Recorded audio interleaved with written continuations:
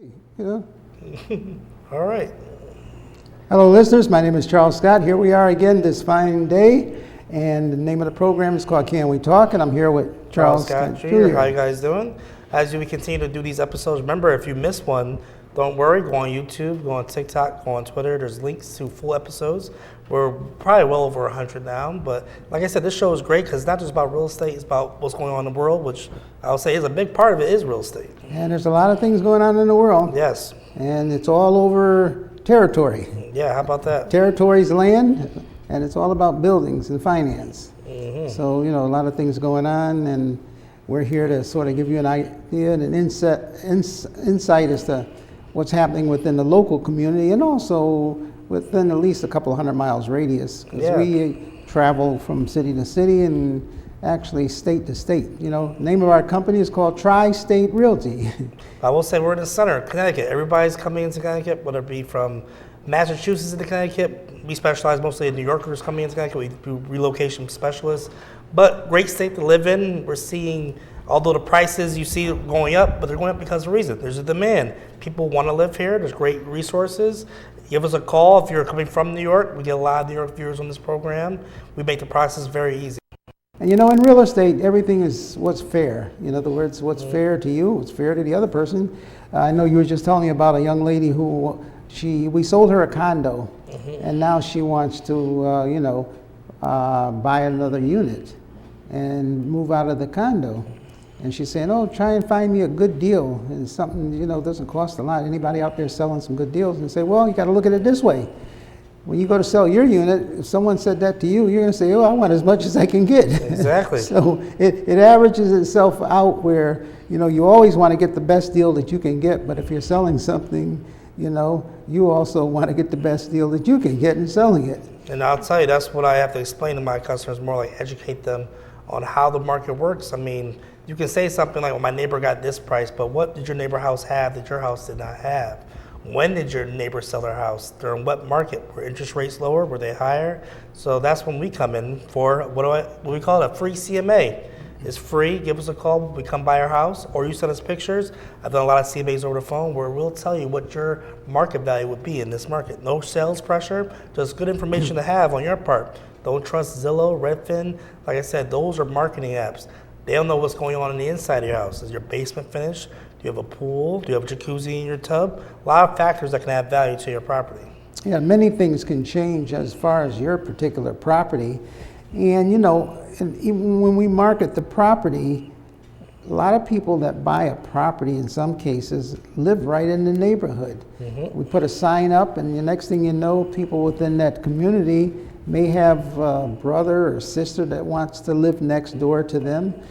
What's happened since COVID, a lot of people moved into Connecticut from New York. Yes. And the trend is that it's sort of like they bought all of the neighbors with them. You go up and down some streets. I remember it got to the point of where, I would take someone out to show them a house, and there'd be a line of cars, all the new neighbors and the new people that bought homes, all of them be from the same area of New York or wherever it may be, Norwalk, Stratford. Because once one person moves in, then the next thing they know, the people visit them, their relatives visit them, and the relative end up buying a house. I'll say that's what happens with a lot of our deals, especially those, I'll say, in different suburban areas where they realize, my uncle lives on the street or my father lives on the street. You put the for sale sign up, then it attracts more of the relatives because they realize this is a great place, and they keep their jobs, maybe it be in New York, down Stanford, Greenwich, and they commute. They realize commute is not that bad. Why not go up to Bridgeport, Stratford, where they can actually save some money? The other thing is that we in the past have been talking a lot about residential properties, condos, co-ops, but we also do commercial properties. Yes. So if a person out there is looking to sell a business, right now a lot of entrepreneurs are being created. If you're looking to sell your business, you may not own the building, but you may have a long-term lease, or you may have a grocery store. Inventory, products, whatever it may be. And, believe it or not, a lot of people are looking for churches. In other words, the churches they started out in a storefront church on the corner, They started out with 15 members, and now they have 80 members, and they need more space. So there's buildings out there that can be converted into a church. You know, if you have a building and you're looking to lease that building out, if you have a commercial building that you're looking to sell, or even a business, you know, give us a call. We can come out and we can look at that business for you. Yes. Because there's a lot of interest and a lot of people out there now looking to start their own business. A lot of entrepreneurs out there. And we can come and look at your business, give you an idea of what you can sell that particular business for. Or if you are looking to find one, give us a call. We can, you know, give you an idea of what's available out there and within the different areas. And there's a lot of changes going on within the cities right now as far as the zoning, the parking. Yes, especially the parking. You know, like you said, especially the parking. The parking is a big part of it. So give us a call. We can also assist you, you know, whether it's a residential, a condo, even a co-op. You know, we do a lot of co-ops. Do a lot of co-ops. People giving us a call every day, just asking us. Even if you have questions about how the co-ops work, you know, people. A lot of people send me co-ops thinking they're condos. They're not condos. Yeah, they get confused. Big difference between condos and co-ops. Give me a call. I'll explain it to you, and you'll say, okay, that's why I see it's priced for this certain amount versus this amount. I'm saying, yeah, that's a co-op. I mean, you're cooperative versus a condo where you actually own it and you fix things inside. Very different. Also, we're looking at different types of situations, such as probate. We do the probate situations. Oh, yes. And you know, we were just discussing that when you're dealing with probate, there's so many different avenues in which you go. A lot of people, when they think of probate, they think a person died and therefore they're selling the house. The estate is selling the house. Not always the case. But that's not always true. Exactly. Sometimes a person could be going to a convalescent home. Title 19 is kicked in. They need to sell the house, liquidate that in order to pay for the care they're going to be getting every day. That's true. So, you know, it could be a person that's, you know, not able, or, you know, maybe got Alzheimer's, maybe dementia, and they're not able to do their paperwork or stay in the house. They may not have any, you know, local relatives, and they have a home. So therefore, there's a, you know, an administrator put in charge of their estate. You know what's hard though? It's hard to find an agent that specializes in all these. Think about it, probate, from us using time to own, first-time home buyers programs. We do it all. We do it all. It's very hard to find an agent that specializes. I'll say we're very well-rounded. You know, we do this 24/7. A lot of agents. Yeah, 40 years experience. 40 years experience here. I've been doing this for 17 years. But the thing is, you'll talk to some agents. I'll talk to some of my colleagues. I'm like, what do you think about that time to own program? They're like, what program? Or, you ever do probate? I've heard of it. I don't know how it works exactly. So, like I said, we're agents that we read the details. We have different experiences. And if you have a probate situation, I'll say we're the best bet because we talk to probate attorneys. They actually love talking to us because we know how the process works. Right. It's a very patient process, and there's certain things that have to have in place. And we know what offers. We guide you on offer. The end is your choice, but we'll tell you which offer is going to be the smoothest journey to closing. And probate is different from city to city. Yes. You know, I think in the last month I testified in Norwalk, testified in Bridgeport, and New Haven. And these are all before the judges. Most of them now are done on their Zoom, or they call it, what is it, Cenex or something like that. They have a, what they call Zoom meetings. Yes. And they have the members, the family that come in. So at the realtor estate agent, in my capacity, I come in, give an idea of the value, you know, how long the house has been on the market, how many people saw the house, and review the different offers that come in on the property. Now wait a minute, you go to court and you testify on Zoom in the morning? No, everything is on Zoom. A lot of agents have regular jobs. They can't do that. No. Imagine your agent, I couldn't go to the probate hearing and fight for your offer because I had to go to my regular job. I had to go to work. Versus Charles Scott, he's on a Zoom meeting at 10 a.m. with evidence supporting your offer. So yeah. Right. These are the things that we do. In other words, we get you the best value. Yes. We get you the best dollars because not only that, before we even get to the court, we've been marketing the property, entertaining viewings, showing actually, we even stage the property. Yes. Make sure the grass is cut. Do video tours on the Do a property, video tour. photos, or reach out to people out of state. Mm-hmm. So above and beyond.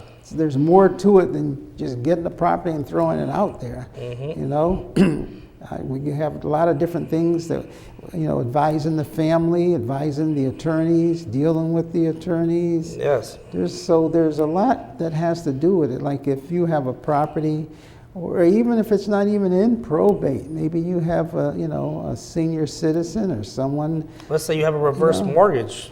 We help people that's another specialize in that. I'll say it's very tricky, but we've had a lot of experience in it. Whether it means contacting the company, getting the right to contact the company, seeing what the payoff is. A lot of things you may not be able to do until you get the death certificate and then get the authority to call the company. But we have a specialization in all that. Yeah. And like I said, we want a disclaimer. We're not attorneys. Not attorneys We at all. don't give legal advice. Nope. But there's as far as the real estate agent, where we come in, even with a reverse mortgage, there's no one case that fits it where you can take advice from someone and they can tell you. Everything's and different. then Every you case say, is different. well, my cousin told me, or my friend had this, and this is what happened. Every case is totally different, so that, you know, when we sit down, we ask a lot of questions, you know. Yes. Even, you know, as far as who's living in the house. Do they have permission to live in the house? Very true. You know, the other thing that a lot of people don't realize, what's important with the reverse mortgage, what's important with any house is how much debt there is. What's owed Correct. on the property.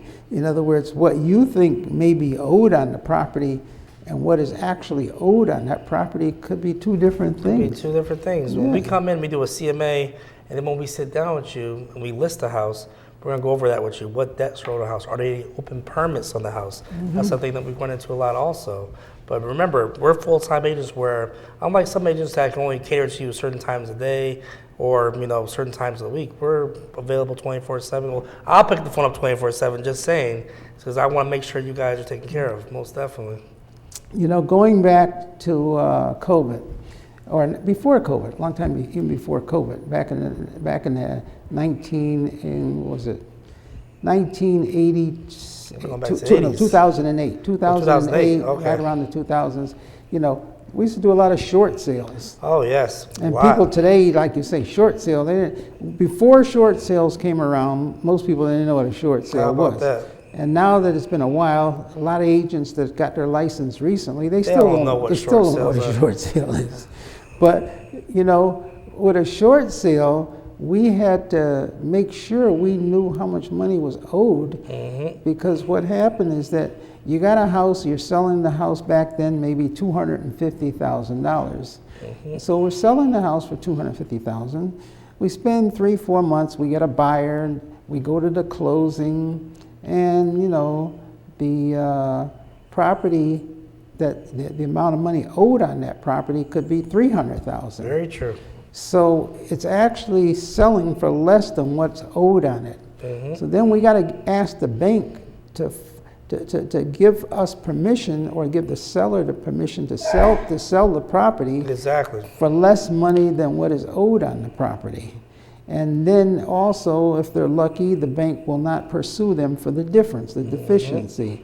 So it got kind of tricky and kind of involved, but the main thing we had to know is what is owed on the property. So what you're saying is a short sale is exactly the opposite of what that is. It's actually a long sale because a lot of negotiations involved. Well, if there's one or If two, you don't know what you're doing. you know what you're doing.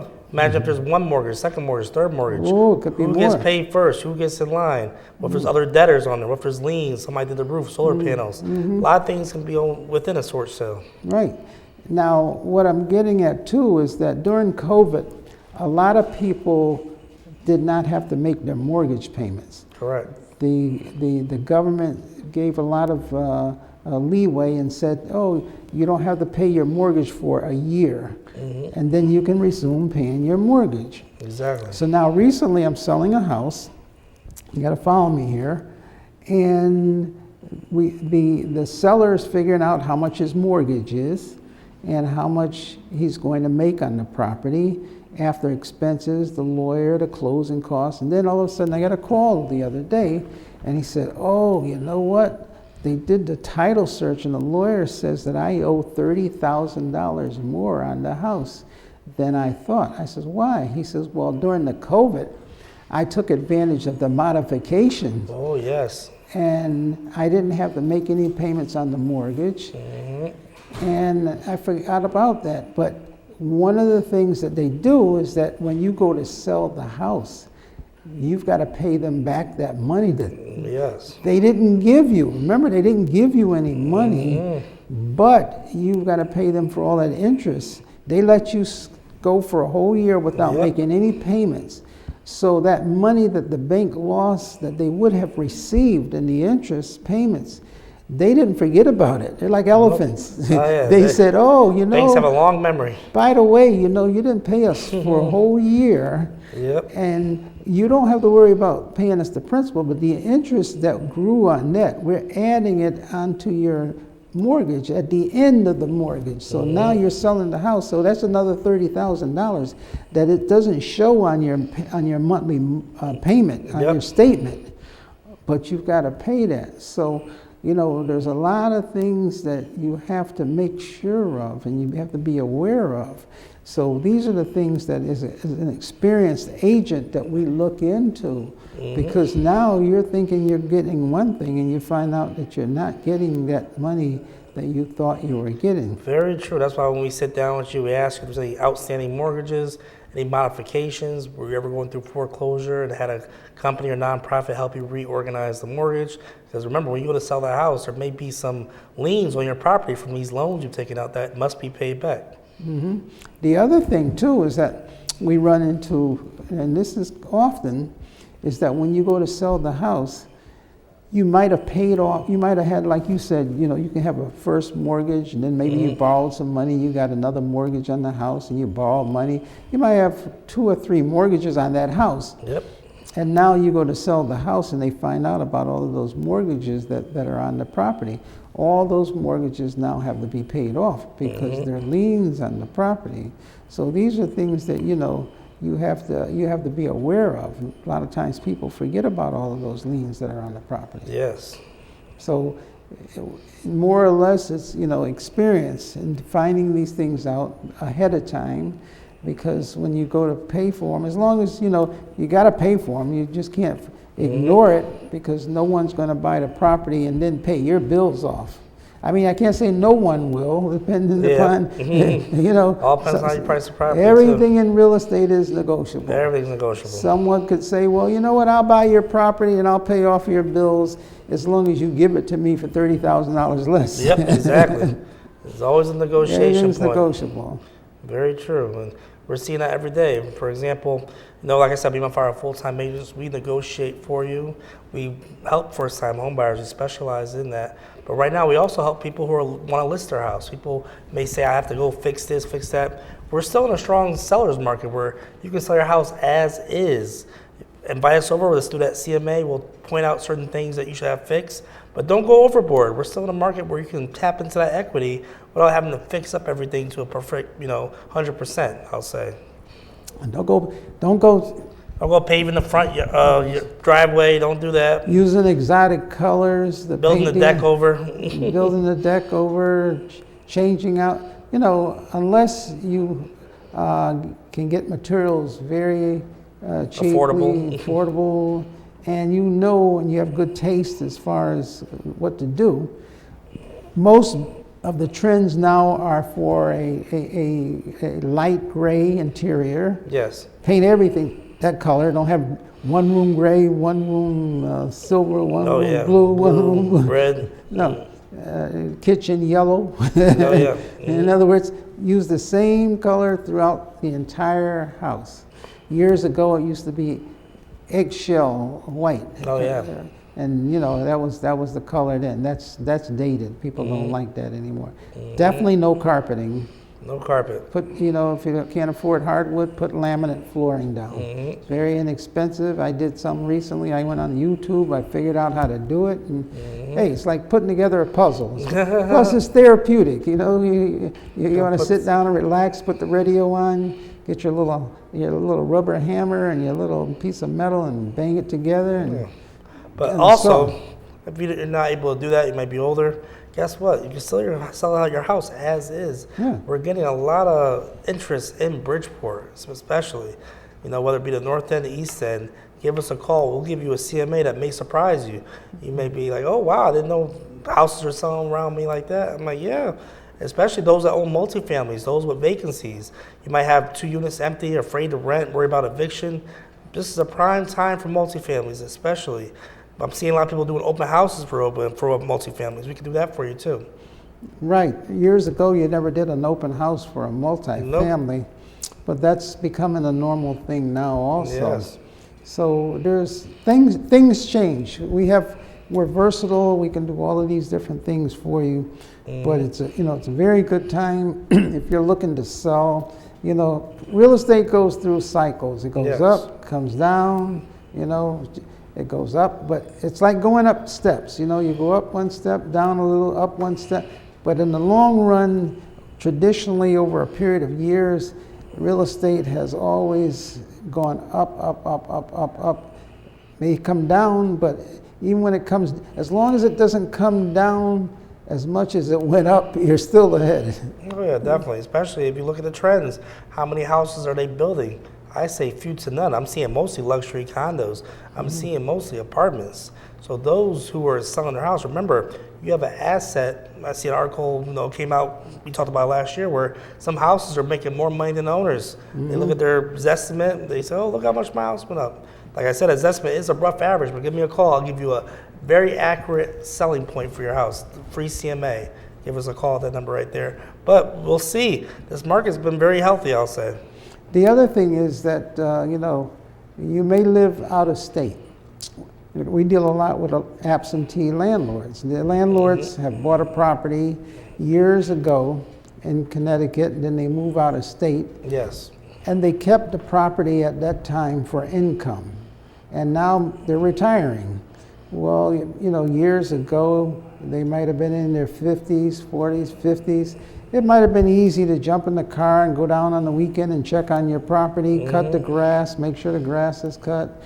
Now you're maybe in the 75, 80 years old, you're retired, and you're not about to jump in the car and run down and cut the grass. Nope. or make repairs on the weekend. And on top of that, you had the property for income all those years. Exactly. And you now want to sell the property and recoup all of the sweat and equity and tears that you put in dealing with the tenants. Sometimes landlords, they don't want to actually, experience dealing with tenants anymore. Oh yeah, I know a lot of landlords that give us a call. Maybe they have family members as tenants, you never know, and they're ready to sell the house as is with the tenants in it. They want to move on. They don't want to have to tell anybody to move. No evictions. And sometimes they're just exhausted. They're tired of fixing this, fixing that. They may be out of state. They may have moved further out of state. Maybe they were in New York, now they moved to Florida. It's more of a headache to go all the way back to Connecticut to fix that one thing. I would say give us a call. We'll do a free CMA for you, manage everything. We can do DocuSign over emails, have you sign paperwork, make it a very easy process. Sure, we have people that sell properties or even buy properties out of the United States. They could be in another country. Oh yeah. For a trend there, for a while there, we had a trend where most of our customers are out of the United States. They were in Barbados, they were in Jamaica, they were in Europe. And, we had to remember every time we make a phone call what time it is. Yeah, exactly. You got to make a phone call in the United States, it might be 10 o'clock in the morning, it might be 10 o'clock at night there, or if it's 8 o'clock here, it might be 4 o'clock in the morning. So we're like, did I wake you up? Very true. So, and guess what? Each one of those landlords were just excited and surprised how much money we got them with this sale. One guy even hugged you last year, I remember. Oh, yeah. He was amazed. He got that much for the house. And like I said, it's still a seller's market, which means there's certain things that are perks that you're not going to have in a buyer's market. For example, I have customers that are selling multifamilies with tenants in them. I'm having people sell multifamilies that have a lot of, I'll say, clutter in them downstairs in the basement. Some investors say, leave it all. We'll take care of it because they know the value of the house and they know the equity you're going to get. Give us a call. A lot of out-of-state landlords think that there's a lot of things to do. You can sit back, have TRI-STATE handle everything. Yeah, we had a couple who recently bought a house in Trumbull, remember? And it had stuff in there that probably had been there for 50 years. Yep. I mean, the basement, upstairs, it had a piano, it had, furniture, artwork, everything. And that one was, it wasn't an estate sale, but it was a family, older family selling the property. The relatives were selling. They said, you can just take everything. And in the listing, it said, anyone buying the house has to take all the furniture and take it as is. Everything has to come with the property. And, you know, we had fun going over there every now and then, looking through everything. It was things that we hadn't seen in years. I mean, camera equipment, the old camera equipment where you hold the thing in the air and you hit the button and the flash, the gunpowder, the flash, because the guy was a photographer. Well, I want to say that's not always going to be the case, because I can easily say 10 years ago, when I sold a house, buyers made me aware, especially the lawyer, we want it broom swept, cleaned out, perfectly looking. We want nothing in there. Get all your trash out, all your old collectibles. How things have changed, right? Now, I mean, I have a lot of people, they're just happy to get the house. Like, give us, there's an old, was those giant cases with the dishes with china in it. Leave that there, we'll take care of that. Hutches and all that. The hutches, oh my goodness. Oh my goodness, those things are heavy. Heavy, very heavy. You say, leave it there. We'll take care of it. But like I say to my sellers, my people who own property, that's not always going to be the case. We can check this episode next year and we'll say it was not a good seller's market. Now we're going into a buyer's market. Right, things don't stay the same. They sure don't. Now you can maximize. So if you're looking to sell a house, give us a call. You see the number there. Yes. We can come out, give you an idea of what your property is worth right now in today's market. And like my son just said, that doesn't mean that it always stays the same. Things go up, things come down. Yes. You want to maximize your investment. Very true. We get you. Our motto is we get you top dollar. Top dollar. Top dollar. Top dollar. So give us a call, and there's no cost for us coming out and talking to you. Exactly. Very true. So hopefully you got some insight into this episode, but look at all our others. Go to YouTube and check out a lot of our episodes. Other episodes, definitely. Till next week, God bless. Amen.